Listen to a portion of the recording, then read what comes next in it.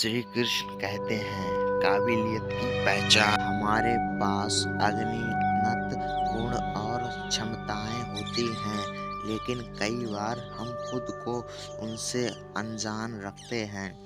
हम सही तरीके से अपनी काबिलियत की पहचान नहीं कर पाते हैं। यह कहानी उसी के बारे में है। इसी जंगल में एक बड़ा तालाब था।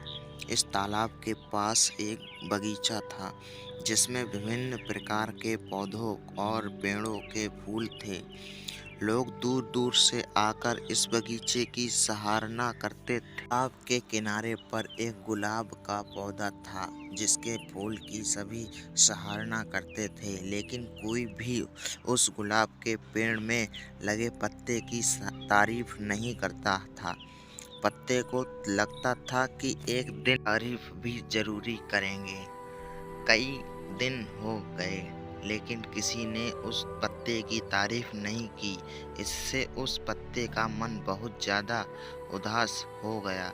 उसके मन में अनेक सवाल उठने लगे कि क्यों उसकी सराहना नहीं होती।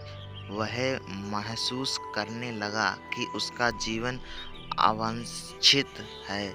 कुछ दिनों बाद एक दिन जंगल में एक आंधी आई। आंधी के साथ साथ तालाब की बहुत ऊंची लहरें उठने लगीं और बगीचे के पौधों को झोंक दिया। फूल झड़ने लगे और गुलाब की भी शाखाएं टूट गईं। पत्ते का मन और भी उदास हो गया, लेकिन फिर उसकी नज़र एक छोटी सी चींटी पर पड़ी, जो हवा के झोंके के साथ ताल की ओर जा रही थी।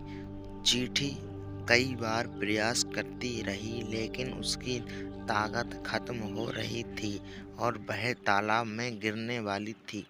तब पत्ते ने देखा कि चींटी की समस्या क्या है और उससे उदास होते हुए अपनी सहायता प्रदान करने का निर्णय लिया। वह चींटी के पास गया और बोला, मत डरो, मैं तुम्हारी मदद करूंगा।